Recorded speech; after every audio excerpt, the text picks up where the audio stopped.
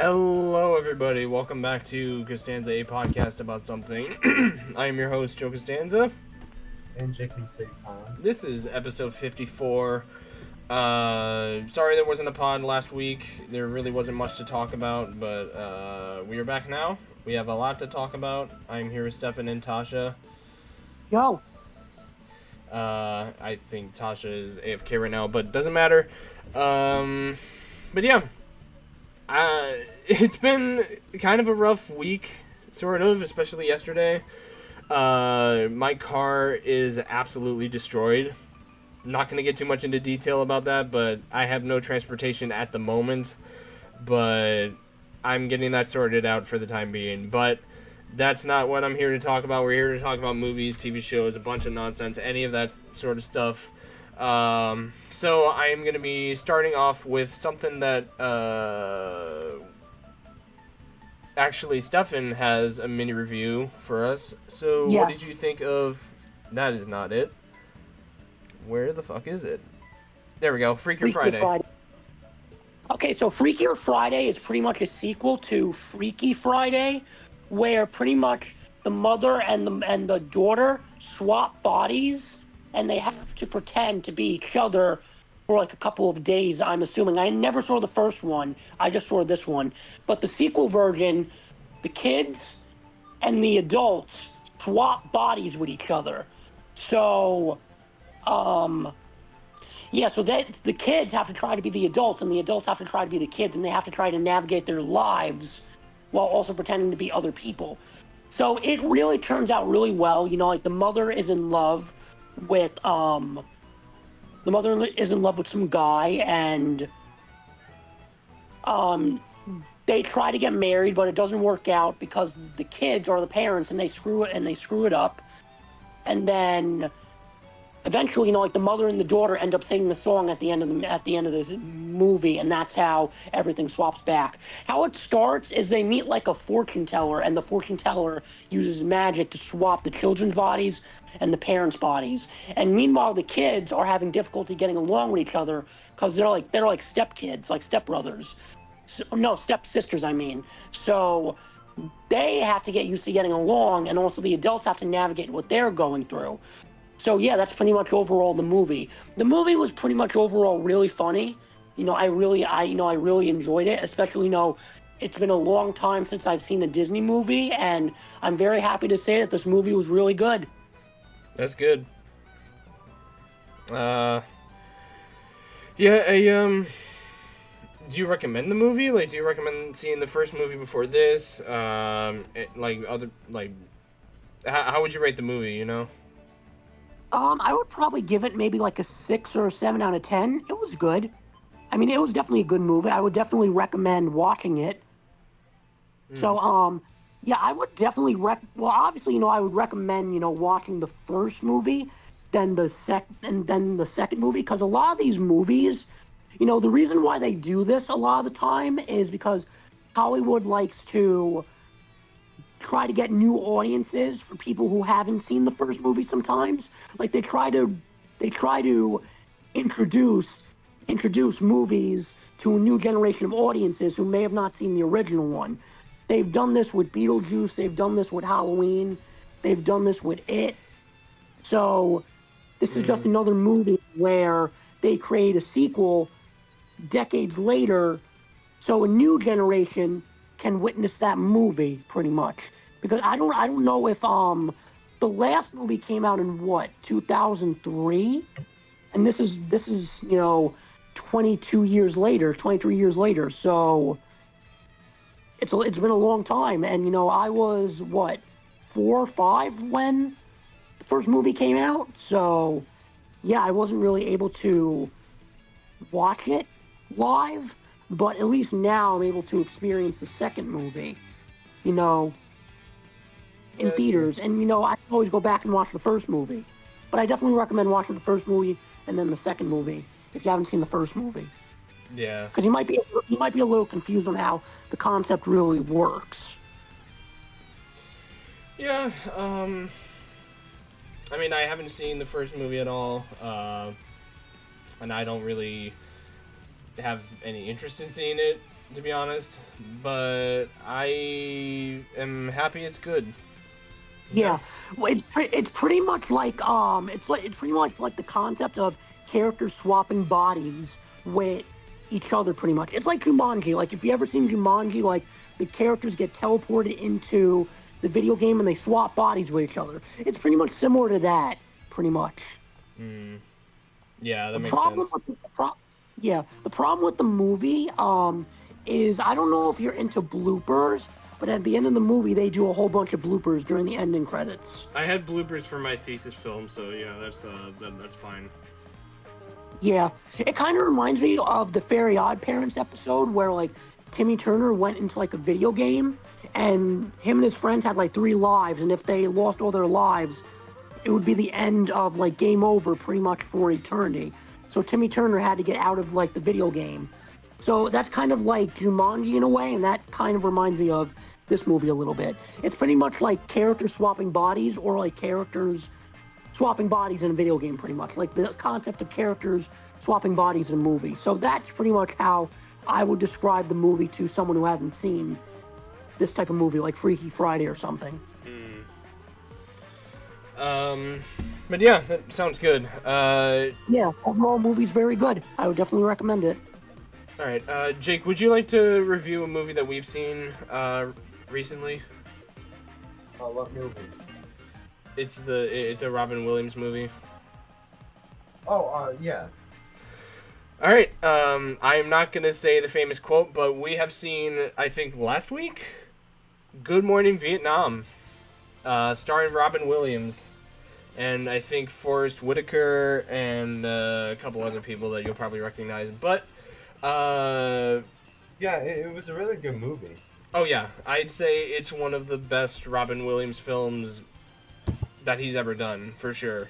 For those who don't know, the movie is basically about a radio personality that basically is sent to Vietnam to bring a little comedy into the lives of soldiers, which I think is a very... It's based off of like a real life thing. It is. It's based on a true man that... based on a guy in real life that has done the same thing.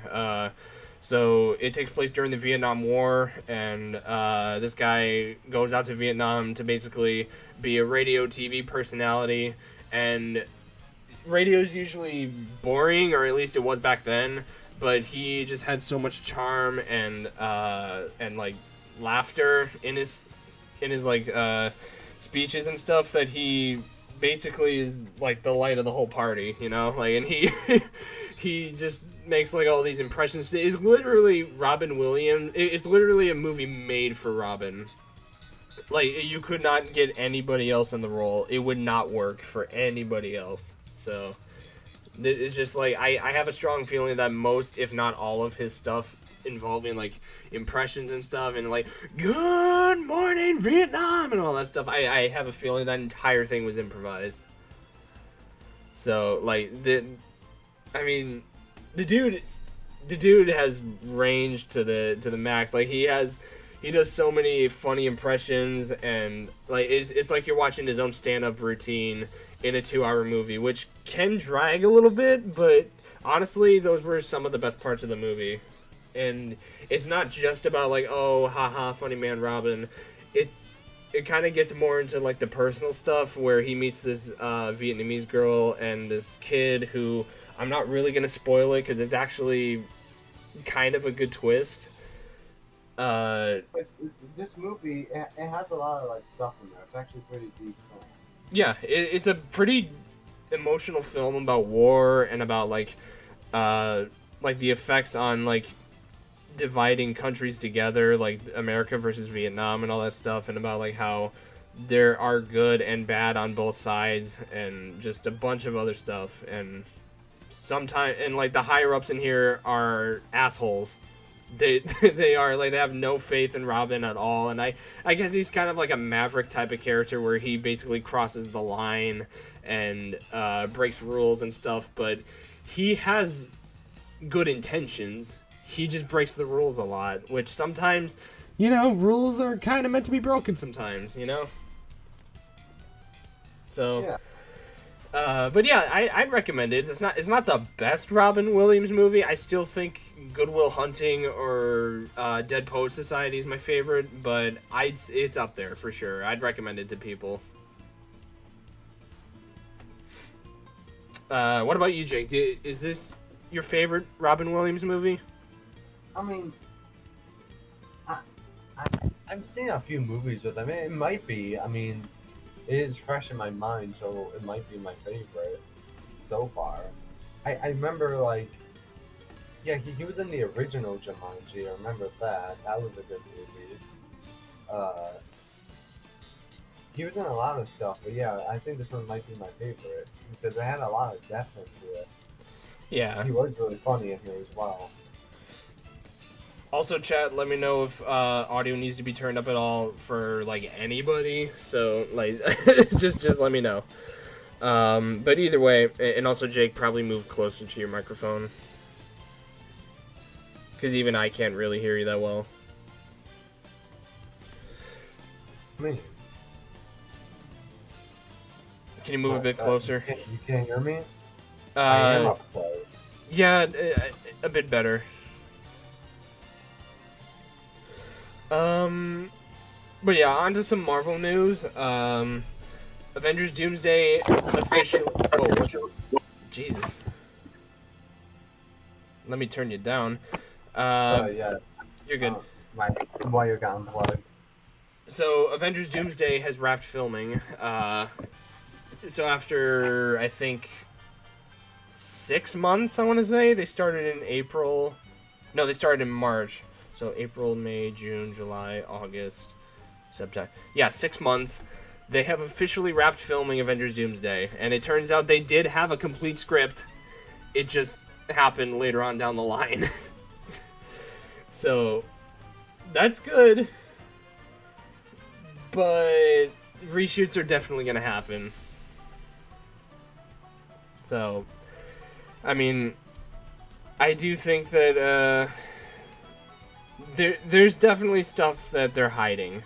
Like, they're obviously hiding some of the big guns, and there have been some leaks out about certain people that are in the film, allegedly. Don't look those up, but I would still take them with a grain of salt, because you never know. Like, it could happen, it might not happen, but the stuff that the stuff that we know, like Beast and Cyclops and all those guys, Magneto, that's all we should know, and that's basically all we kind of do know about the film. Like, there are also costume leaks and stuff about, like, especially with, like, the X-Men and the Fantastic Four and the Thunderbolts and all that stuff. Don't look into those. But it is everywhere on the internet, so yeah, like the Doomsday stuff is going wild with like rumors and stuff. So kind of keep a close eye on all that stuff and avoid it as much as you can. So, but yeah, congrats to Doomsday for filming and for finishing film. You're definitely gonna do some reshoots, 100%. But congrats, and you finally had a complete script. Never thought you had it in you, but moving on. Speaking of Marvel stuff, Daredevil Born Again has been renewed for season 3. So, hell yeah. Really? Yep. Born Again. And the funny thing is, season 2 isn't even out yet. And it got renewed for season 3, which makes this the first MCU Disney Plus show to have a season 3 and be greenlit for a season 3. This was before X-Men 97 got a season 3 and possibly other shows. So Daredevil might go up to 5 seasons. Who knows if it keeps going the way it goes. And season 2 has already wrapped filming, so expect season 3 to be filmed around March of 2026, which is when they filmed season 2 around the time season 1 aired. So if they keep the pattern going, season 2 should be airing around the time season 3 starts filming, and we might get more, who knows. But for those who didn't watch the review of Daredevil Born Again, I enjoyed it. I thought it was a good show. It definitely has some flaws, and rewatching a couple episodes, you could definitely see more of the flaws. But considering that it does have the, like, season 2 and season 3 have the new crew attached to it, it gives me a lot of faith for the show, because originally, for those who don't know, this show went through a huge creative overhaul. And you can tell with season 1, because some episodes do not go well with some of the others. Like, I think the stuff that the new crew made was the opening of season 1, the opening of episode 1, episode 8, and all of episode 9. So, and maybe some sprinkled stuff here and there, like I think some stuff in episode 6 and 7, but you could definitely tell that this show needed a lot of work and a lot more time, and it turns out that season 2 and 3 are being filmed and written and all that stuff by the new crew, which gets me extremely hyped, because honestly, if this show goes the way I think it goes, it might not beat the Netflix show, but it might be getting closer and closer as the seasons go by. So I'm very excited for it, and let me know if you guys are. Jake, are you excited? Oh yeah. But yeah, that's kind of all. Like, actually, wait, hold on. Let me see if there's some stuff involving Spider-Man, because I think there was. So give me one sec. Let me see. Oh yeah, there's a couple stuff actually. Hold on.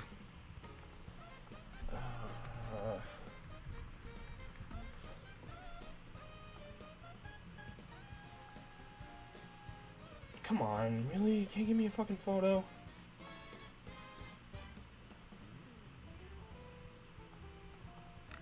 So, how y'all doing tonight? I know. Good. How are you? I'm good. I know it's a late start. I had a previous stream with Mike, and to be honest, I needed to talk about some stuff. So I'm happy we're doing this, even though it's a bit late and kind of crammed in with some stuff. But just happy y'all are here.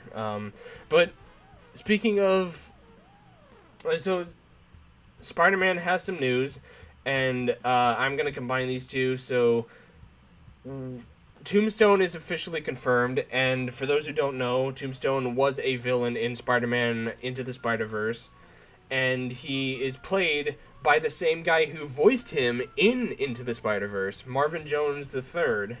So I think that's pretty cool that not only do we have J.K. Simmons as J. Jonah Jameson in every universe, but we also have this guy as Tombstone in more than one universe. So I think that's pretty fun. And I personally don't know Tombstone. I think he's like a Solomon Grundy type of character for Marvel. But, I mean, cool. I don't know. I mean, I think that he's like bulletproof or something. I'm not sure. I think he was in like the PS4 Spider-Man. I think he was, but I know him best from, what is it? Into the Spider-Verse. But, yeah, I think it's kind of,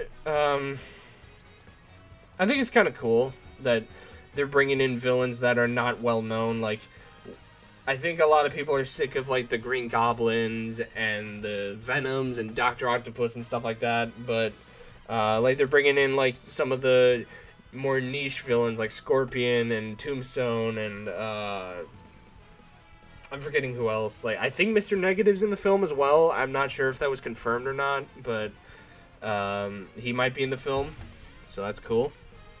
Who is Spider-Man's most notorious villain? Like, who is his best villain? I think it's either Green Goblin or Venom. Oh, okay. Might be him or like Doc Ock or something. No, I don't think it's Doc Ock. I think, like, on a personal level, I think it's Green Goblin because he killed Gwen Stacy in the comics. Spoilers, but... I think it could be probably Green Goblin. But I could say Venom is his most iconic villain because... like he's featured everywhere in like pop culture stuff. He was in the new Spider-Man game. he was in like quite a lot of stuff. So yeah, I'm not really sure. Honestly, yeah, I think it probably is Green Goblin. But also, there's some more news about Brand New Day. I think this is older news, and I think he's all better, but Tom Holland did have a concussion during the film. So, and I think he was hospitalized for a bit, but I think he's okay now. How'd he get that? A stunt, probably. Yeah. So yeah, that's I mean, that kind of just goes to show that not every film set is safe, and like, I mean, even if you have like the proper precautions and stuff, things could still happen. I mean, people have died on sets before, so like you just got to be careful on there, and that goes to show that you don't really know. Like you got to be as careful as possible. But yeah, he's good. And I'm happy that things are going well on set. And I also heard some stuff about the Hulk that I'm not going to get into, but I think I heard some stuff on the Hulk too. I think it might be fake or not. I don't know. there is one that I want to discuss. Kind of, they did say that the Hulk is the scariest he's been ever, which is fucking awesome to hear, because my boy needs some justice. Because he's been having it rough lately with like the Smart Hulk stuff and the She-Hulk show tanking like crazy. So yeah, I'm just, man, I really do think that it's like, it's not over for the Hulk, but if they went any further with She-Hulk or any of that stuff, I feel like there would be no redemption for the Hulk at all. So I feel like they kind of put all that stuff aside and onto like a screeching halt. I still think he should have been in Brave New World. I still think he should have been in that. But I'm happy he's in this film, because especially with Tombstone and Scorpion and Mr. Negative and basically all the villains in the movie, he could shape up to be as good as he was in Age of Ultron in the first Avengers film. So I'm excited to see the real Hulk back, along with Spider-Man having a dope-ass costume and the Punisher kicking ass. So this may shape up to be, honestly, one of the best Spider-Man films, especially live action, ever. So Yeah, I hope so. And the thing is that I hope they do the Hulk right. That's just what I'm hoping. Because yeah, I don't know, absolutely.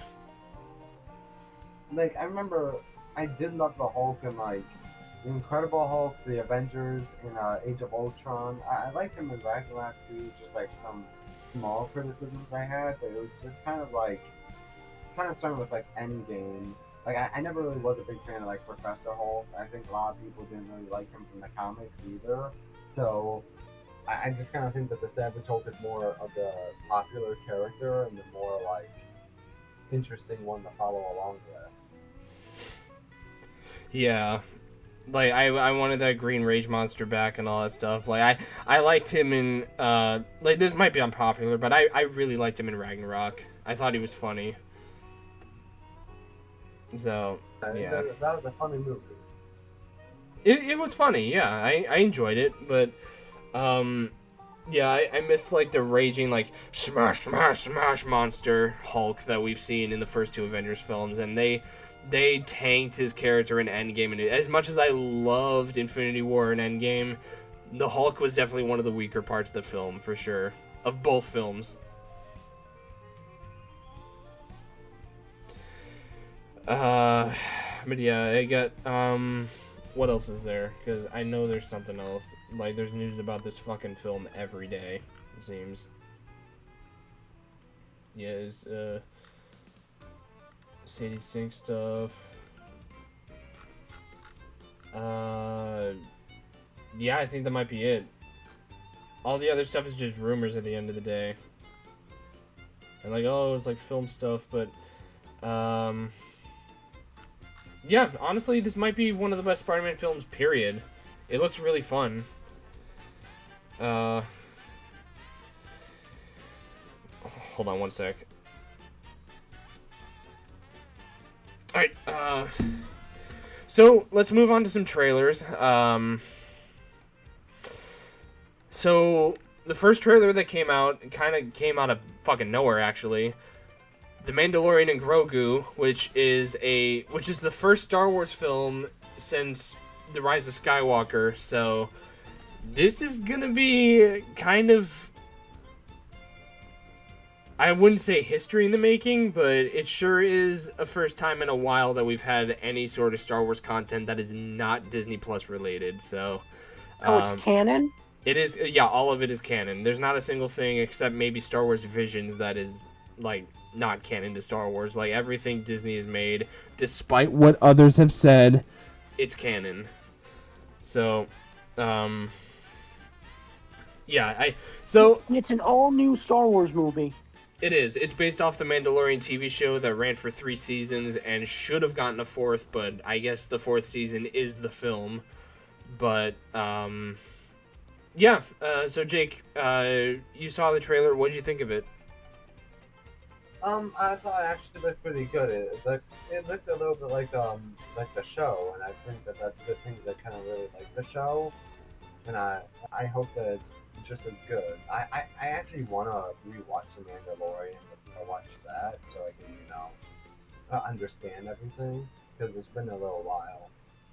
Yeah. Be up to date on it. Yeah, like I don't want to make the same mistake I did with Andor. We're gonna rewatch the show. I promise. Yeah, in Andor season 2, I had no idea what the heck was happening. like who the fuck are these characters?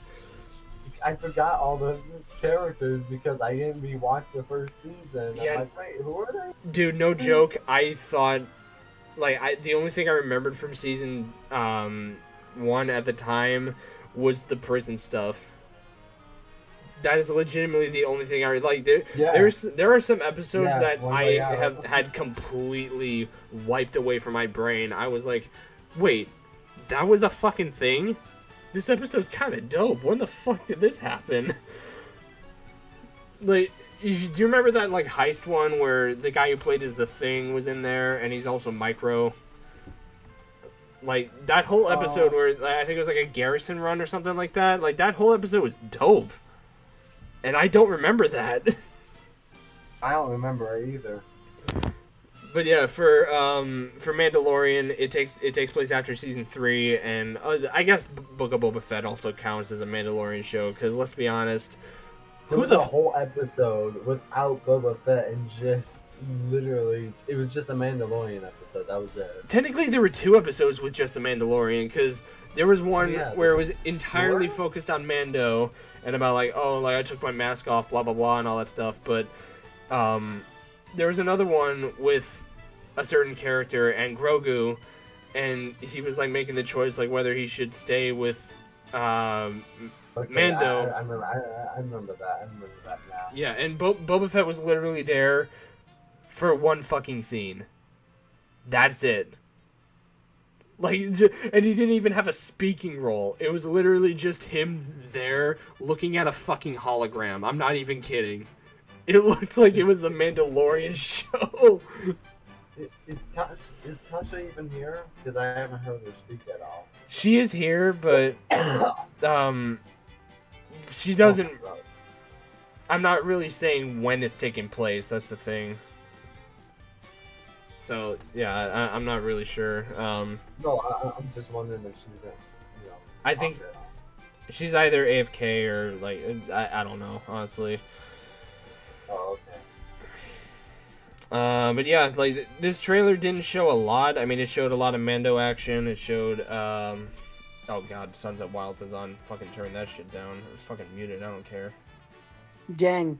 But so yeah, this trailer showed kind of bits and pieces of it. Like it showed Sigourney Weaver's character, which, funny enough, this is not the first time a character of hers was in outer space.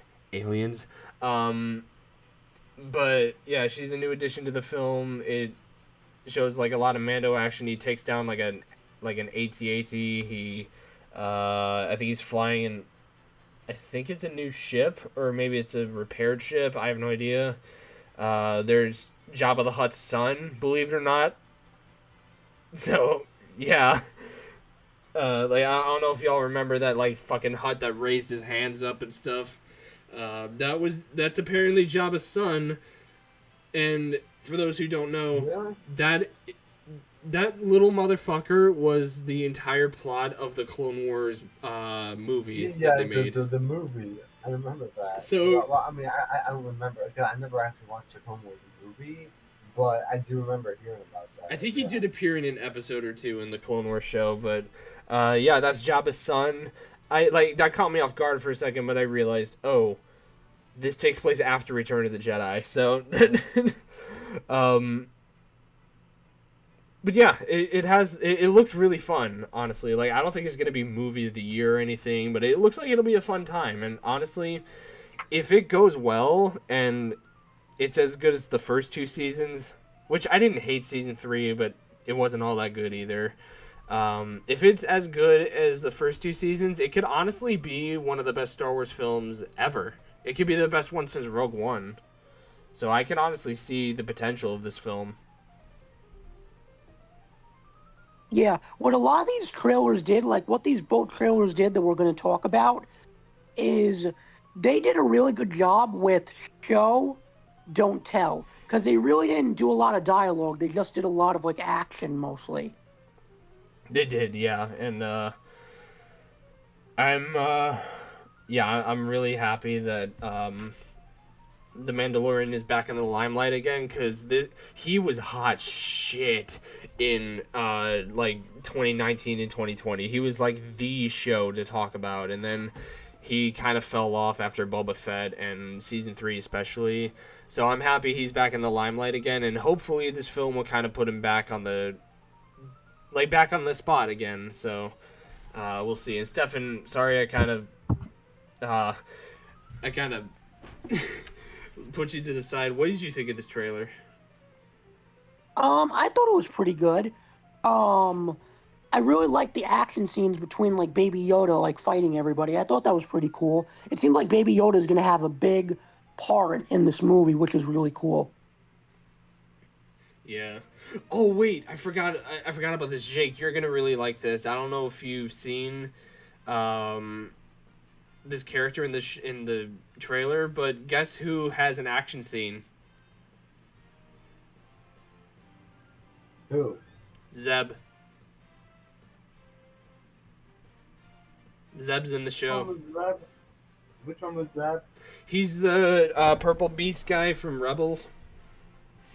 Oh, him. Oh, wow, he's in the show? Yeah, I didn't notice until someone said in the comments, like, Zeb has an action scene, and then I rewatched it, and you could faintly see him in, like, a hallway or something fighting someone. I have no fucking idea, but yeah, he's in the movie, which he did appear in an episode, so that's really cool that they're using Zeb again.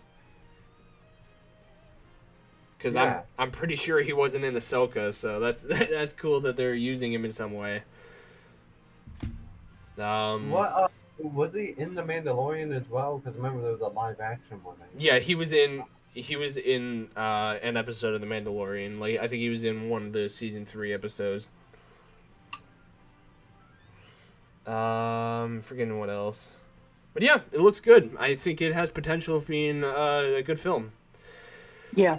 One thing I wanted to say about Freakier Friday that I forgot about was it's really difficult to play, to play as someone else while you're, like, I don't know how to explain it. Like, it's difficult to try to play as a certain person. Like, it would be very difficult for, like, Joe, for example, to play as me and to try to act like me throughout an entire movie and vice versa. So I give them a lot of props for staying in character, but also trying to be a different person. I mean, yeah, If that makes sense. you got to have a lot of talent to play two different roles at once. Like, the only other actor I could say that could do it well is James McAvoy, because he played a character with like, I think 23 personalities in Split. So and he did a phenomenal job in that film. So I think like that is like the only other actor that could do that. So like the fact that someone Right. could do this, and like and even like Jumanji, like going back to Jumanji for example, someone could absolutely. Like it's just Dwayne acting like a child or something like that, and Jack Black acting like a fucking teenage girl in the film. That was all like really fun, and like you got to have like the right charisma and the right talent for that, because I'm it's just gonna pop yeah. in and say it's a really like it's not like a hard thing to do if you have the talent and you have the idea of what sort of character, or I guess in some cases some personality that you're supposed to portray. It's actually really easy to do. Like if someone says to you, okay, you're like this age, you're someone who gets, I don't know, irritated about the smallest thing. That could be easy. And then if you like also say to the same person, right, but at the same time you could be like extremely cheerful or extremely hyper or extremely like positive, you could also do that. If you have a simple description of what you're supposed to be portraying, then it's really fucking easy to pull off any sort of act or pull off any sort of role. you know what, fair point. Yeah, but it also depends on the actor though, because you can have an actor play a villain and not be good, but you can also have that same actor play like a hero and then he would be good as a hero and vice versa. Well, you know, yeah, not every all types of actors in that are going to have like their own strengths. They're going to have their own Right. like weaknesses when it comes to acting. But that's the whole point of acting. You are building yourself up so that you can portray more roles. You right. could go your entire life and be like, okay, I'm really good at this, and I'm really good at portraying this particular sort of character or this like particular personality. So I'll do that and be well known for it. Yes, you could be well known for that sort of like personality, but then what about other ones? What about other types of roles? You know what? Well, yeah. Dwayne the Rock Johnson plays the same character in every movie, so that's an example of someone who Exactly, and that's just because plays he's the same well role. known. But he was trying some other like different type of role, or he was trying a completely different character, or a different like comparison to some sort of act or whatever. Some people would say, oh, but I really like him when he's doing this better, or I know him better as an actor if he's portraying this sort of personality. Right. You know, like it's easy to do, and it's easy to tell someone like, okay, you could do this for years and years and years, but when it comes to being a really good actor or a really good actress, you gotta know how to portray all kinds of different characters and all kinds of different like personalities, perspectives, whatever the word is. Right. Like While I'm trying you to say think. that it's hard, it's actually really fucking easy. Yeah. Gotcha. Like Yeah. I'm trying to think of an actor that would really do a good job in pretty much any role that he would be given. Maybe Robert Downey Jr. Actually, I mean, yeah, he did. I have heard about He did that. play multiple roles. Tropic Thunder. Mhm. Because Right. he was like a dude playing a dude disguised as another dude and all that. I'm pretty sure he played 3 roles in the film, because the actor, the character he played as is an actor. So I think he played like 3 fucking roles at the same time. One of them was a black There you dude. go. There you go. Right. Yeah, Right, he right, also right. had like a small thing where he was like Neil Armstrong or something like that. Yeah, so it's not the hardest thing. If you're taking the example right now of what you watched is about 2 people who like swapped like personalities or swapped bodies in the film, it's really easy if you talk to the other character or the other person is like, okay, what's your like how is your character portrayed? Give me a simple explanation and I can act it out. It's that simple. Keep things simple. Right. Get a description, and you can just do the rest on the way, you know? You can just do the Right. rest at your own will. Right. But just to recap with Jay, since he's now here. Oh, yeah. Hi. Hey, Jay. What's up? What's good? What's So- Hello, Jay. So That's just to let you know, Doomsday wrapped filming. Tombstone is confirmed for Spider-Man Brand New Day. Oh, it's not. Oh, it's not. Okay. Okay. And also, you're gonna like this one. Born Again got renewed for season 3. Yeah, let's go. Hell yeah. I can't wait for that. Yeah, that's the best news I heard all day. Hell yeah, dude. All day. And filming is expected to be starting around the same time season 2 comes out. So, and this is the first Marvel show, Marvel Disney Plus show that got renewed for season 3. So Daredevil made history again. Okay. That's what's up. Hell yeah. That's awesome. Yeah. And I guess speaking of Marvel stuff, and then also, did you see the Mandalorian trailer? No, I did not. No. What's up with that? There's a movie coming out. It's The Mandalorian and Grogu. They had like a small trailer for it, and it actually looks pretty good. Oh, okay. That's what's up. Okay. Yeah. Okay. All right. I'm definitely gonna go check that out for sure. Hell yeah. And for those who are just popping in or listening right now, be sure to like and subscribe if you haven't already. Still trying to reach 400. Haven't gotten there yet. And I appreciate you all listening. 54 episodes in. It's kind of crazy. Speaking of crazy, so... You've been crazy? Sorry. Continue. So, No. how do I introduce it? So, the Nintendo Direct was last week. A couple weeks ago, actually. And with every Nintendo Direct, there is always a PlayStation State of Play. And what they announced, they announced a couple of stuff. Like, I don't think they announced anything Helldivers related. They probably announced, like, some third-party stuff. But Wolverine... No, that's not the right one. There we go. The Wolverine game that has been announced since 2021 finally has a trailer. Yes, I seen that. Yeah. I seen that. Yeah, and that looks Why did it really take them so good. long? I don't know, but it looks fucking awesome. That's actually a very valid question right there. I mean, 2021 is a long ways off. I think that they wanted to go work out some kinks, with the overall presentation of the game, or just they probably just had to do some overhaul stuff. Just to keep that game current, maybe to update it for mid-gen release, something. It has to be one way either order, for sure. Well, then again, Deltarune, chapters 3 and 4 took 4 years from chapter 2 to chapters 3 and 4, 2021 to 2025 to take. So It usually yeah, I mean, takes things that take a long long. time. I mean, Right. as the old dude from Toy Story 2 said, you can't rush art. So honestly, as long as the Right. game is good, that is all I that forgot matters. that was said. So, wait, Exactly. Do you guys think that he might fight the Hulk in the game? I fucking hope so.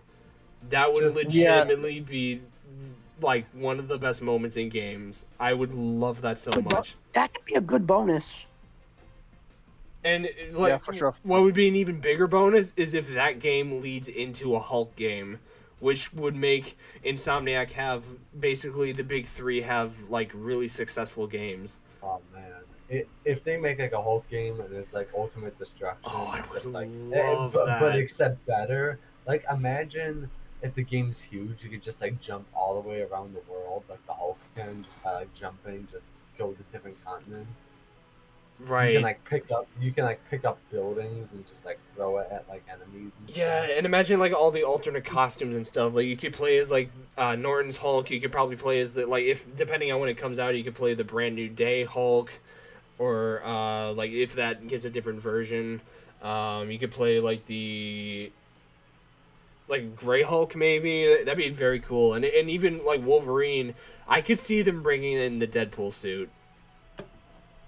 The one he wore snap, in that'd be cool. Deadpool and Wolverine, I would 100% see that. And the brown suit, maybe even some of the old X-Men costumes, the fucking black leather one, or the one from Days of Future Past, or even the tank top that he wore in Logan. I could see him doing all that. Mm-hmm. For sure. But- As long as the game slaps a whole lot harder than X-Men Origins Wolverine. Remember that game from all the way back in 2009? It was actually a pretty legit movie game. Oh, yeah. It was actually pretty good. It was actually pretty good. I beat that game 3 times on PS3. It was awesome. It was legit. That's So, the last but time the New York Yankees won a series. Yeah, for sure. Facts. Preach on that, brother. Preach. Hopefully Yep. they go far this year. Hopefully they go far. They finally clinched.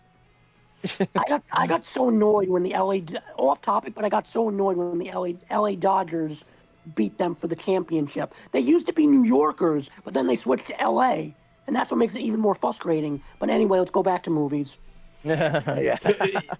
For yeah, like, I haven't played the X-Men Origins game, but honestly, after seeing the movie, I just want some good Wolverine shit. Oh, Joe, Yeah.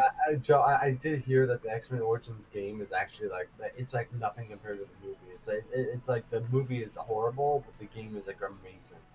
Yeah. That's exactly how Like, it was. it's They basically did how it should have been for the movie. Yeah, yeah. Yeah. I pretty know much. you and I watched the movie and it sucked, but I did hear that the video game of X Men Origins is actually really, really good. Does Hugh Jackman Yeah, voice it is. Wolverine in the film? In the game? In the film, yes. In the game, I don't know.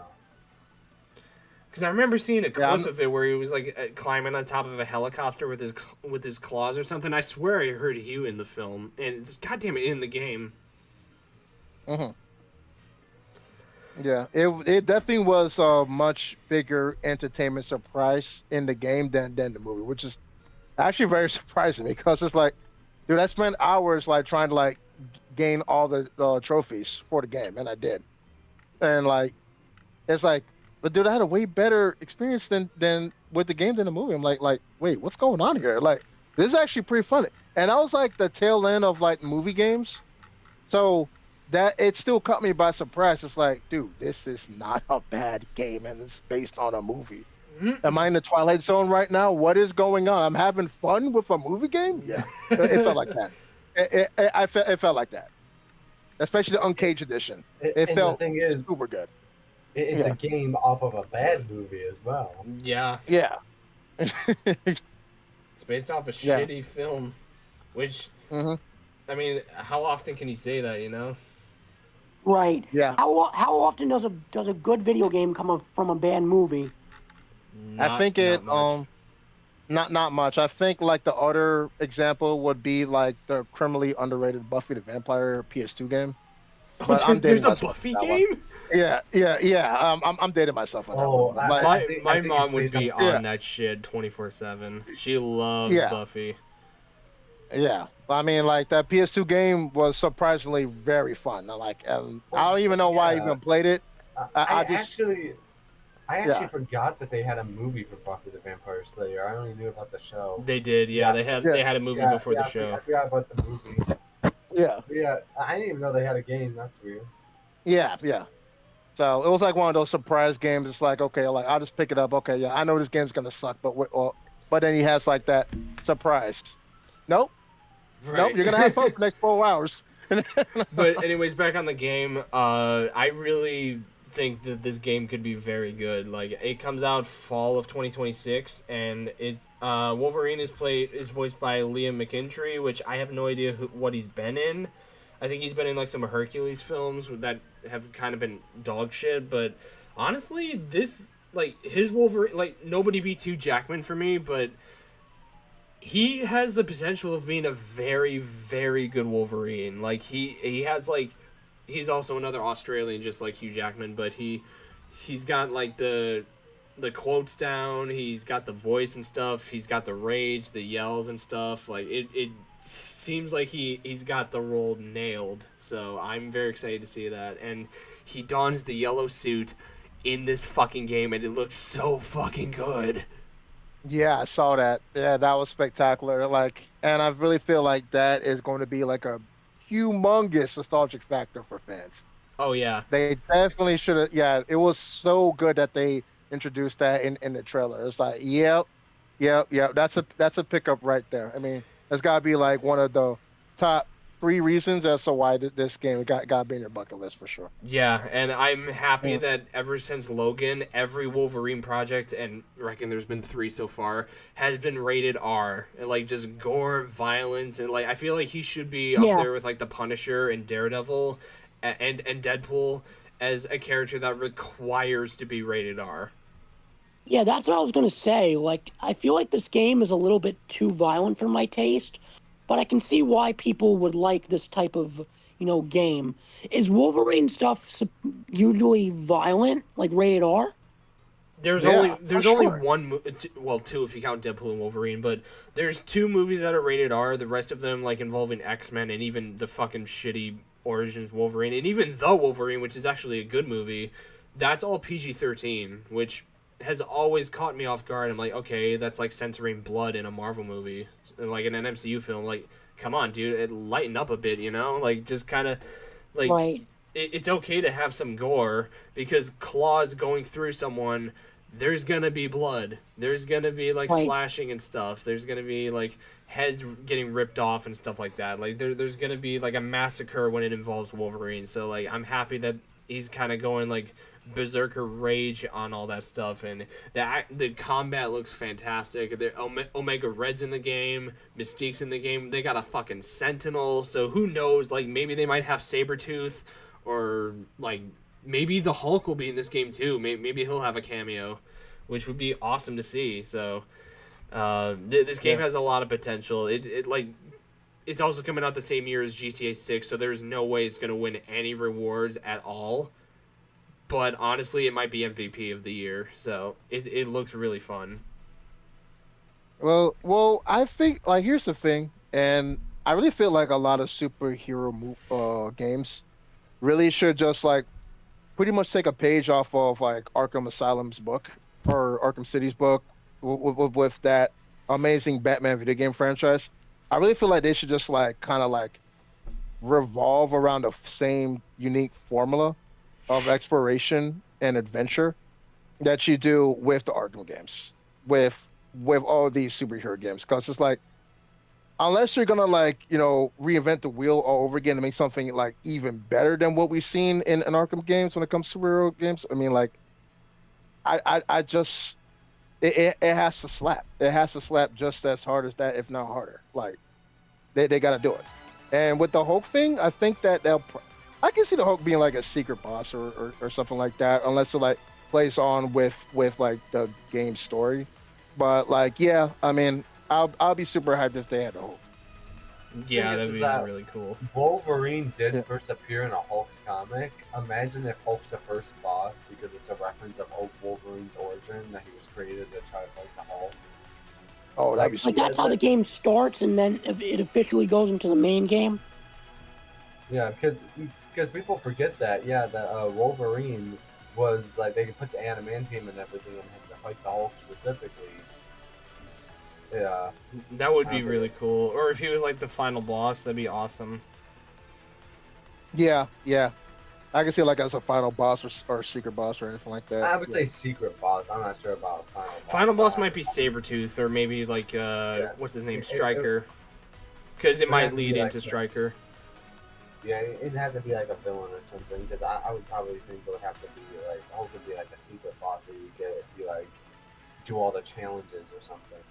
Yeah. That is true, but also with these Insomniac games, they always start with like an iconic villain. I'm talking specifically Spider-Man. So they might do something similar to like with Wolverine. Like it might be Omega Red, or it might also be the Hulk as like a kind of like a little nod to like how he started.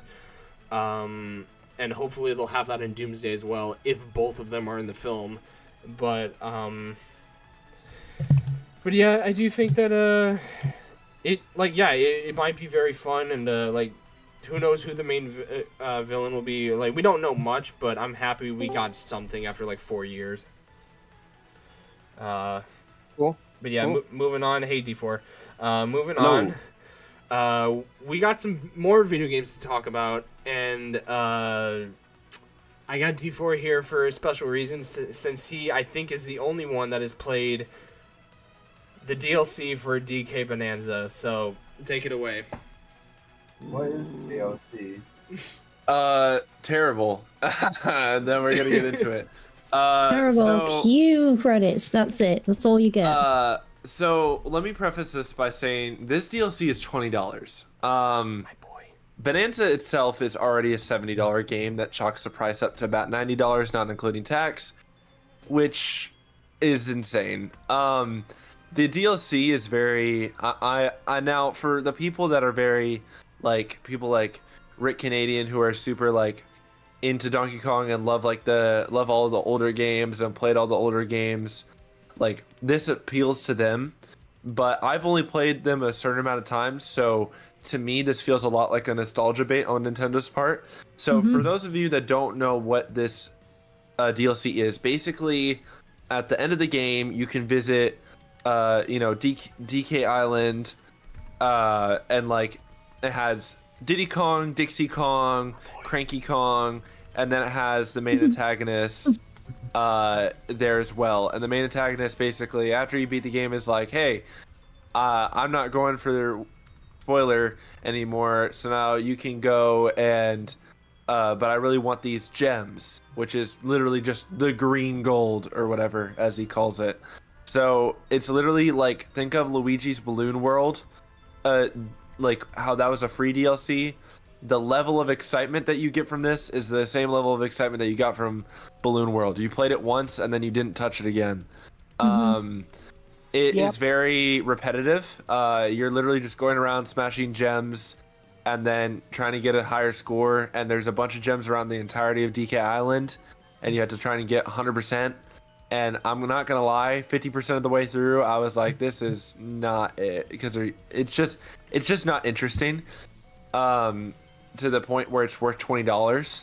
A lot of DLCs nowadays, when they include a $20 DLC, it actually has what's the word? Oh, right, content.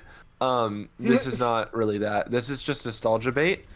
DK Island is the nostalgia bait, just to get they know that people that are nostalgic for the old games and want to see DK Island and 4K glory or 2K glory or whatever are gonna buy it because of that reason. And I think that it worked. Like, I'm not saying like, because I still bought it. Like, I still bought the DLC, but that's because I was doing it for the review, guys. I think that honestly, in my personal opinion, if I had the choice of going back and refunding it, I would, because it's not worth the $20. The game itself is worth $70. I can say that with confidence, but it's not worth $20 for what you're getting out of this DLC. It's very clear that it was rushed almost in a way. They could have added a lot more content to the DLC, and it feels very much like they saw the success that it was going to get and just went, let's just pump something out as fast as possible. Because the game's been out for literally 2 months. Maybe a little bit over 3, like approaching 3. It came out in July 7th, I believe. And it's a great game. It's a great game. I love DK Bananza. I played the whole thing. I've almost 100% of the whole game. It's amazing. The DLC, not necessary. And if it was going to happen, this could have been free.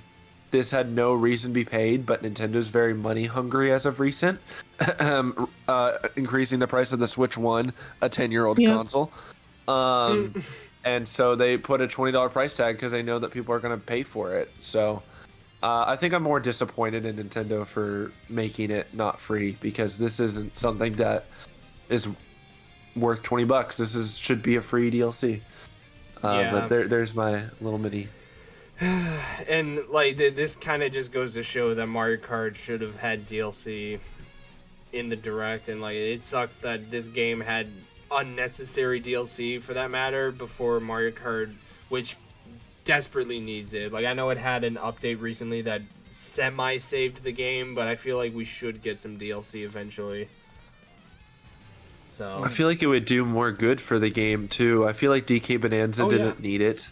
Nobody ever. I was like, "Where's DK?" No, like, I feel like people asked for it, but then like they didn't. I think I said that at one of like the old, like when I was talking with you at some point, Joe. I was like, "I wonder where DK Island's gonna fit in," and then it happened to be DLC for it. But yeah, I don't really think that it deserved it. Not that the game is bad. I just don't think that it needed it. World needs something. Yeah, like sometimes games just need to be untouched, you know? Yeah, DK Bonanza could have waited another year, and then they could have been like free DLC, and they would have gotten their player base back. World, they could have said, anything new about a new island or the other side of the globe.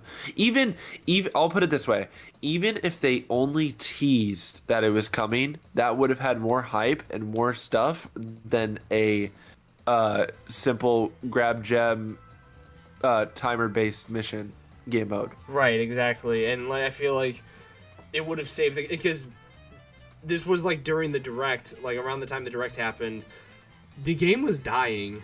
So like nobody was playing it. Like we still got like intermissions and stuff, and we still do have them. But I feel like the one that happened like coincidentally after a certain other game showed up, I feel like it did semi-save the game, but it's not fully there yet. And I feel like if they add DLC to the game, it could definitely boost it back up into popularity. So For sure.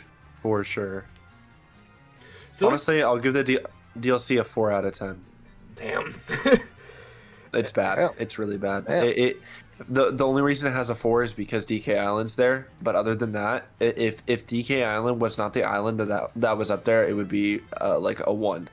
It's bad. It's not good. It's Yeah. not fun. A waste of money. And that's sad. That's sad to say. I don't say that very lightly about Nintendo games because I'm a Nintendo kid. So me saying Yeah. that's a big deal. I mean, it also like there's nothing to do on the island, right? No, there's really nothing. I mean, you It's just hang out with like Diddy an Kong and additional all that, place which to I roam. would 24/7. You know me, but like besides that, like there's fucking nothing. No, I mean you just kind of explore the island, and that's kind of it. But that's what you do in every world, so it's not like that's why I'm saying it's nostalgia bait. That's the only reason why it would be interesting to explore is if you wanted to see it in 2K, like freaking graphics because you've seen it in the retro games. But yeah, no, it's not worth it, and it's sad to say that. So Yeah. Speaking of that other game that I was talking about, let's talk about it. So Sonic Crossworlds just released, I think, Sorry, what? yesterday, I want to say. Officially yesterday, but there was an early access all the way from Monday. So yeah, let's talk about it. What did you guys think of the game, for those who have played it so far? Oh boy, I usually start with these reviews like where to begin. I really don't know where to begin. I mean, here we'll start from let's talk about the offline aspect, and then we'll go into online. Well, first of all, Josh- did you like it? Oh, I absolutely love it. But I think that's kind of me being biased because I like anything Sonic, so I'm not really the one to go, hey, do you recommend this game? Because yes, I'm going to recommend it. It has the boy, it's got Sonic. To me, I don't need any convincing, but other people will. So, I guess for the offline sort of aspect, it's definitely got a lot more to offer than other racing games. Yes, I'm gonna poke at World because I can. It doesn't have a story mode, obviously. Usually racing games don't have a story mode, and the time when it did have a story mode, Team Sonic Racing sucked. So maybe you don't need it. There is a Grand Prix kind of mode though. You go against the rivals, which are CPUs that have steroids. Because they are Yeah, so it's stupid. fucking difficult. Even on the level of like, if the rivals are level 3 or 4, they're gonna start like throwing items at you like mad. And this is level 3 to 4. The highest is like 10, and people have said when you go against any rival that's level 10, it's essentially like going against someone online. Which can be like a 50-50. It's good that we have a challenge, but it really, really, really sucks that you need to win, to get tickets, to get rewards, and to get achievements. So for all the completionists, this is total chaos. But at the same time, a lot of people do want that chaos because, again, it gives you the challenge, it gives you the adrenaline. And I mean a lot of adrenaline. Whether you're playing on Grand Prix, whether you're playing time trials, whether you're playing online. I mean, It's just adrenaline. And Sonic is known for Quick. chaos, right? he's known for fast-paced gaming, so I guess that makes sense to stick him in a car or stick him on a board. Yeah. Only that chaos came in the form of an emerald. Say Real that ass- again? Nice. Yeah. Or Nice. if only there was some way to like Remember. control that chaos. I know. That would be Oh, cool. would you If only recommend the Sonic one 06? who's actually able to protect the Chaos Emeralds is called Chaos. Whoa! Anyway. Spoilers. Maybe there is a shadow from his past. Could be. Alright. Would you recommend Sonic 06? A shadow from the past. 50 I'm years going to end you all. Anyway. I'm gonna hit you straight with my knuckles. Ow, right in the tails. Oh, you knocked the chaos emeralds out of me. I missed You my know what? wife Just for that tails. comment, I'm gonna fly my jet. Why do I put up with you people? I miss my wife tails. Wait, what? This is twice now. You need to drop that. Jay said great silver lining. Would you recommend Sonic I'm 06? going to light you in a blaze. Shut the fuck up. Oh, there she goes. She did it. She did it. She did it. She can't say anything. She said the thing. Anyway, She said the thing. That was so Okay. metal, Okay. Sonic. I'm going to. Listen, Come on, Tasha, don't crack an egg, man. if we don't be quiet, Do I have permission to leave? Can I just leave, like, right now? Just... hey guys, if we don't be quiet, we might set off a fiery blaze within her. So you might want to tone it down a little bit. First off, I said that Come joke. on, Second, come on, guys, shut don't be a creeper. up. Okay. Oh man, fuck! Hey. Creepers in the game. Oh my God. Anyway, even if the I have game one has question. Are you ready? Aye, aye, Are you Captain. ready?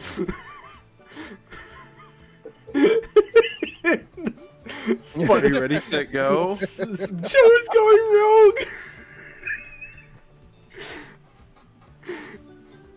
Oh man. Pat, this will be my last appearance on this fucking thing. By the way, Taka, your Sonic 06 playthrough was really good. Can't wait to see it.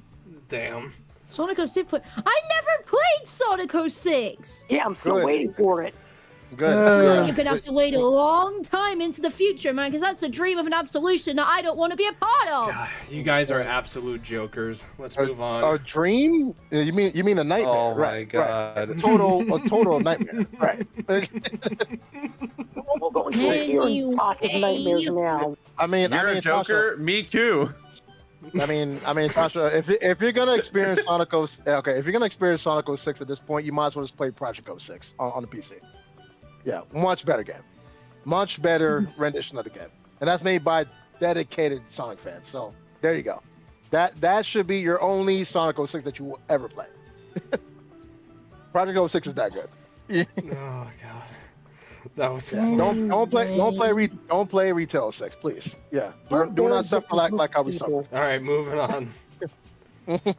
Even though the game has less tracks than some other racing games, it's much more memorable tracks, and tracks that you actually will recognize. Stuff from Superstars, stuff from Frontiers, stuff from Secret Rings, for fuck's sake. There's just all types of tracks from different time periods from the timeline, and the tracks themselves are great. They're designed very well. They're not as they're not crazy in design. Quality, that's also a 50-50 because this game is $80-90, but again, I think it kind of gets justified by how much stuff you actually have, like the Grand Prix, like I said, time trials, the addition of jukeboxes, which means basically you can have any sort of track from a music track from any of the previous games playing instead of just listening to the same stuff over and over again. But it's up to you whether you want to change that, because all the music tracks slap anyway, but we know Sega's like that. Mm-hmm. Anyway, Yeah. because even though they don't have the best graphics with games, their music is always top tier. It always is. We can't I'm not going to go against that. I'm not going to convince you about that, but in my opinion, even if the games don't slap, the music does. But that's not something to completely, like, get, I don't know, excited about, because at the end of the day, you're paying the money for the game. And in my experience, I've obviously played a lot more online, but again, like I say, offline is just as good. This game actually gives you a reason to play time trials, because while you're playing time trials, not only are you getting to know the courses better and learning shortcuts, you unlock songs so you can use them online and offline. Like, the reason that you're getting better is so that you can flex the best tracks. If you want to play fucking Flowing in Time while you're going through North Star Islands, fucking do that. If you want a Sonic Riders, like, soundtrack, or, I don't know, something like White Cave or something, like the theme tune from Sonic Free Riders, even though it's a shit song, go for it! You have that freedom. Including all of, like, the customization is a whole new thing, because I know some racings don't have customization anymore. I'm looking at you, world. This one has, like, 70,000 different combinations. That's 23 characters with God knows how many parts. You can swap and match with them. You can have, like, the same pieces, or you can have two different types of pieces. Like, one of them is called, the Dark Reaper, which is Shadows, and then Sonic's is like Speed Lightning. You could have the Dark Lightning or the Speed Reaper or anything in between. One of the carts is called Royal Chariot. If you want a Speed Chariot or a Dark Chariot, go for it. It doesn't matter what you do, you have that freedom, you have that customization. Again, for online and offline. Finally, going to talk about online. It is chaotic. Things are happening all around you. You're just literally either focused or locked in, because you have to be, since there's items being chucked at you. There's people bouncing from, like, left to right. If you have really shit handling, you will run off the track. You might bump into a wall and lose your rings, which means you'll lose your speed. So you need to be locked in or just quit. Simple as that. My knuckles. But all right. but yeah, You doing it? I did play the demo of this game, and I also played a little bit of the early access. I haven't played the full game yet. I do plan on doing it soon, but this game kicks ass. It is so good. Thank you. Just like Miku's Vocaloids. But yeah, I'd say the game overall, like, I wouldn't say it's, like, similar to the intermissions that Mario Kart World has, but it does have, like, you do teleport to the to different courses in, like, lap 2, I believe, or is, like, the middle of lap 1. Yeah, every time that you go into lap 2, you're basically put through a portal ring, and that takes you to either a Crossworld or one of the main courses. And it switches things up. You're not just playing the same thing for 3 rounds. You're doing it for 2, and then having one completely different course. The Crossworlds are obviously limited to just the portal rings, but there's some really good ones. There's obviously Roulette Road, which is gambling. There's Hidden World from Lost World. There's Magma Planet, Magma Land, something like that, the one that everybody hates. There's Kraken Bay from Secret Rings. There's Dinosaur Jungle, also from Secret Rings. Huh. Cyberspace from Frontiers. Galactic Parade from Sonic Colors. It's all the ones that, like, everyone loves. Like, there's not really many points that can make this game bad. I know I just said that Magma Land or Planet, whatever the fuck it's called, is terrible. It's just one of the courses. I can deal with it. It's over in, like, a couple seconds, and I can still get back to the crazy shit that happens as, like, along the way with online. There isn't many things towards mechanics, but again, it doesn't really matter because you're so, like, focused on what's going on around you and what's happening on the track. It doesn't need wall grinds. It doesn't need, like, rails. It doesn't need all that shit. It's just simple racing with a bunch of shit happening around you. And it's basically saying, like, either lock in or just come last. Exactly. Okay. Yeah. There's a ranking system also, so that helps. There's a whole thing where it goes from E to D to C to B to A. It's not S, but there's legend, and there's like 9 levels of legend. Once you reach there, it's really tough. So, Okay. D4, what do you think of the game? Yeah, I could go on and on, but I'm gonna let someone else talk. I thought that as somebody who like played racing games competitively, all that kind of stuff, I really like this game. I like how the game's mechanics are. The racing is really fast, which, I mean, it's a Sonic game. What else do you expect? But like, it's more fast than you expect, especially just going in. Like, even the first online, like, there's literally a corner where if you do not take the best line, you are flying off the edge. There's no sympathy for you. At Chow Park, that first or second turn, it's over. It's game over. The amount of times I've flown off that is insane. Oh, the you mean the left turn, yeah. Yes, yeah. The game is it's fun. I like the race park aspect. I've been playing that a lot recently. So basically the race park, like, you go against a team of like different teams. So there's like Team Sonic, Team Amy, Team Shat, like basically all like the trios. Except for Eggman has a trio of 4 now because of Sage. Or I guess it's a quartet. But I've been playing that a lot recently. I really like what they did there because they gave you a bunch of different modes. So there's like a bunch of different game modes that also appear in some of the online events. So you have like, you know, hit your teammate the most, or like tap them, like bump them and it gives you a boost of speed, or collect the most rings, which by the way, I played the rings game mode about 5 times, and every single time I lost was because my teammates were terrible. So don't do that if you're trying to beat the CPUs. For some reason, it just does not work, because the CPUs just have the god item on. Maybe it's because they were level 10. I don't know. I think that it's really fun. I really like the online play, like, more, like, just because I like doing online races. That's just where I thrive at, because I like the challenge. Whereas, yes, I can get that from Rival. Now I can get it from people online. So then when I pass somebody at the line, I know at least somebody's raging at their house. Yeah. I really like the amount of characters that you can play as. I feel like, at least with, like, World and a lot of the other games, you felt like... World isn't there yet. But, like, 8, for example, you had to really, like, you know... It's Yoshi or a lightweight in a certain vehicle in a certain car to be the best. With Crossworlds right now, at least, there isn't like an established meta. It's play the character you want, play the kart you want, and if you want to get better, upgrade your gears. And the gears, you know, gears. they're like basically the gadgets. unique way of playing your game. So there's a spin dash. If you use the spin, you actually suck, and I hate you. And you're a threat to society.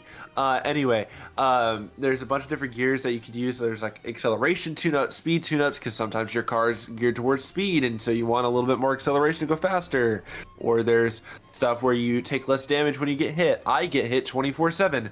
I always have that equipped, because for some reason, it saves every race for me, because I always am targeted without fail.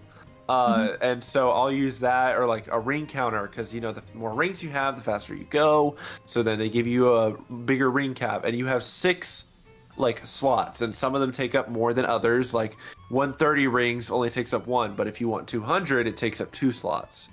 And then there's things like there's a bunch of different categories of gadgets. So you have the stuff that would help you move quicker. You have the stuff that would help you take out opponents better. You have the stuff that would help you in the start of the race. You have stuff that would help you at the end of the race. A bunch of different unique things that, like, you can really just fit on your playstyle, which is another example of the meta isn't the cart and the character. It's whatever the gears are.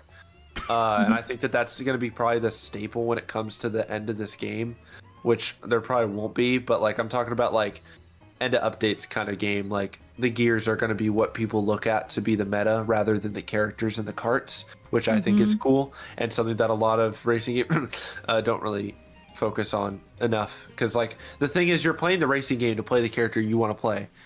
At the end of the day, you want to play a cool car. At the end of the day, if the gears are something you have to change, that's fine. It's not a cosmetic thing that you can't like the gears you don't see.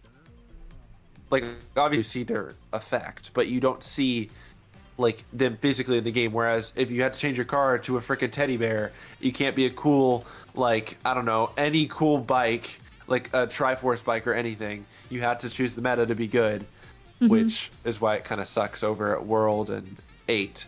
But I think Crossworlds definitely took the downsides from that Nintendo had and upgraded them, which is why Nintendo's so scared of them right now. Their single player is great. I think they did a great job with the Grand Prix mode. I think it's really cool how like you can build up a friendship level with your character by giving them tickets, and by doing that, you can unlock an AI version of the skin, which is like a hologram version of the skin of the racer that you're playing. So like I've been working towards getting it for Metal Sonic, but I know a lot of people that have it for different racers, and each character has it. So if you get it for one racer, you just move on to the next, and you can just keep going. I don't know if the DLC characters do. I haven't looked into that. I don't think that they do. They do not. No. Okay. Yeah. I mean, it makes sense. But I haven't experienced Race Park Online, so I don't know how good that is. But yeah, Race Park and Grand Prix are really good. They did really good on the tracks.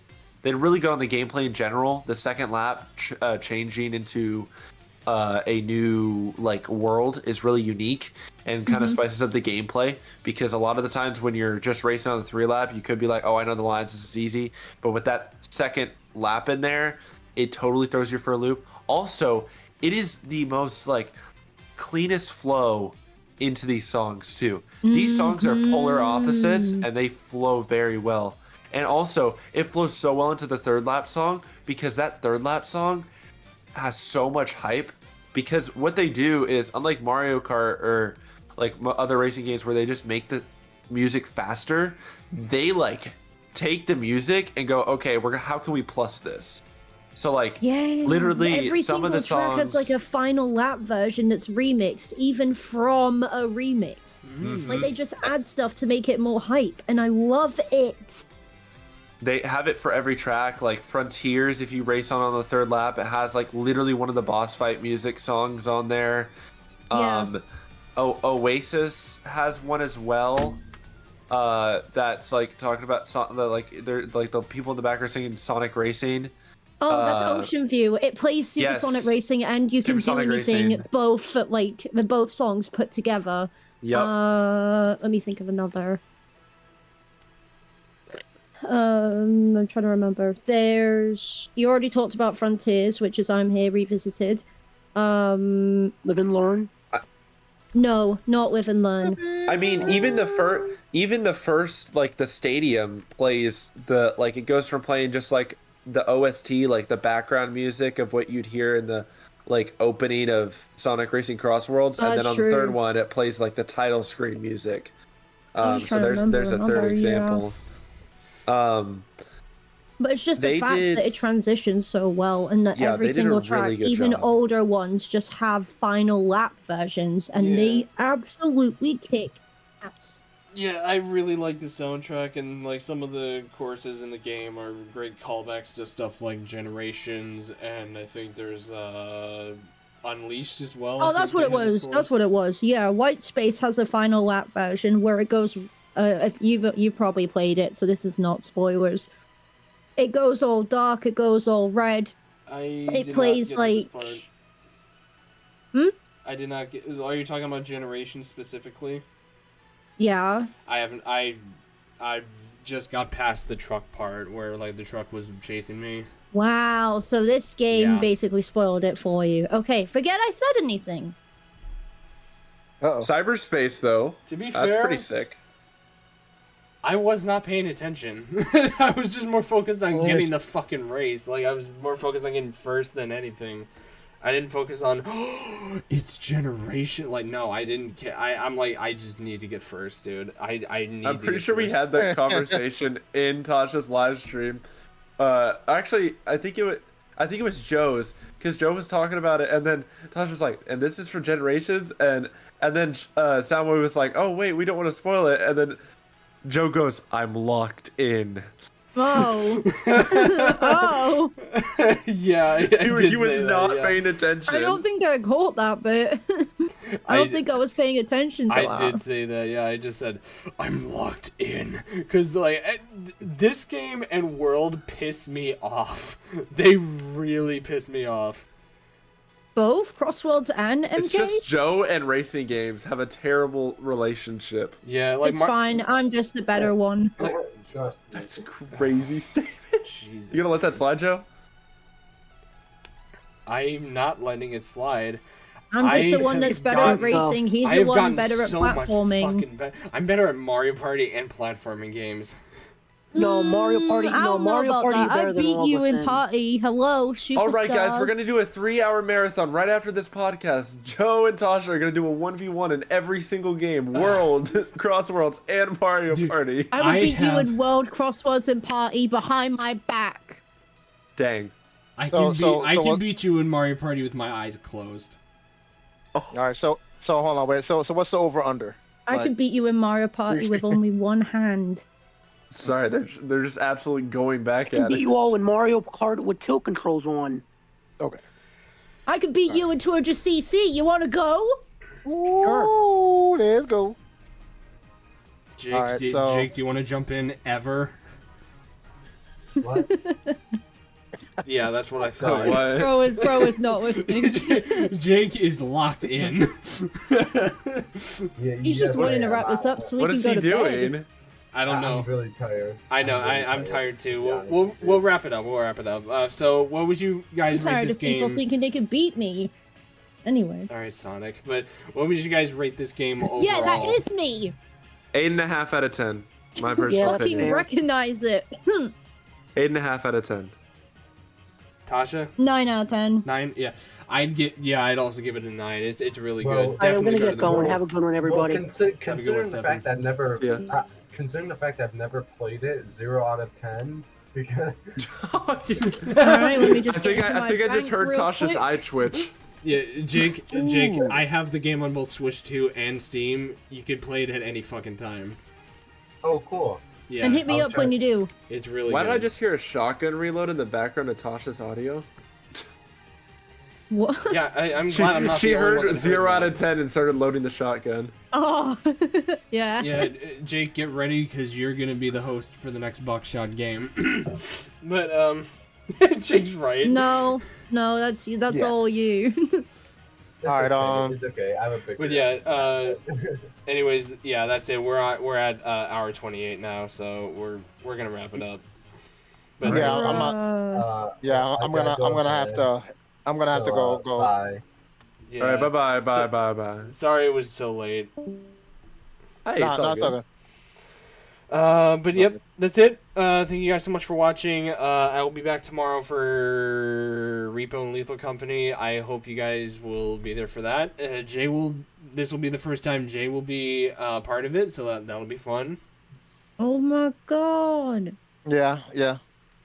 Hopefully, everything runs smooth on my end. Joe knows what I'm talking about, but yeah. Yeah. I hope all the best. Really wish Repo had Xbox or Steam controls, but that's it's gonna be a pet peeve for me because I really don't like playing keyboard like that. But I'm so used to like playing controller support. But Yeah. Good news is you can customize controls.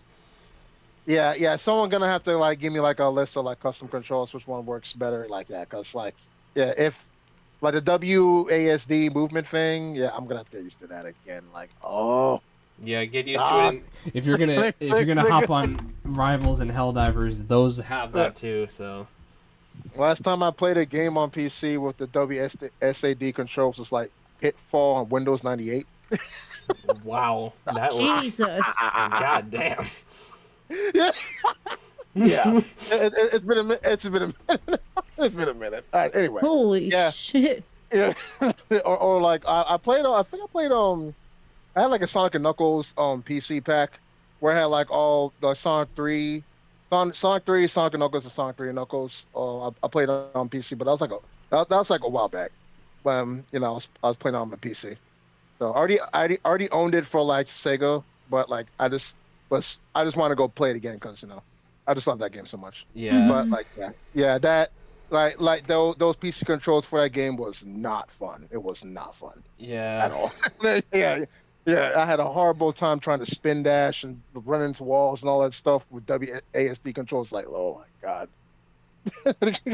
Anyway, well that's just me. But yeah, Yeah. I can't wait for it. But yeah, thank you guys again for watching. This is always fun, and I definitely needed this today. Again, I know it was late, and we just did sledding game a little while ago. But honestly, those two streams,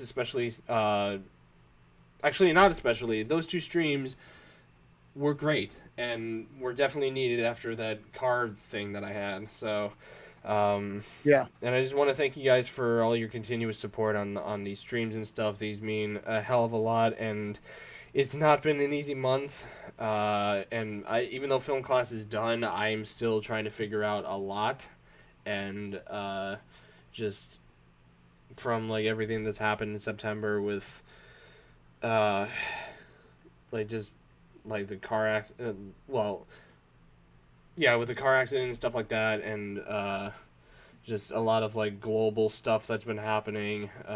It's nice to have a little bit of time with friends and family, for whether it's like the whole day or a couple hours. It just means a lot.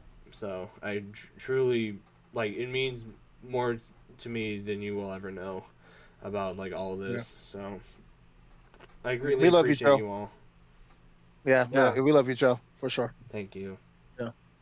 All right, I'm gonna have to get going. So I'm gonna see y'all guys on the next one and tomorrow. Yeah, have a good one, Jay. All right, later.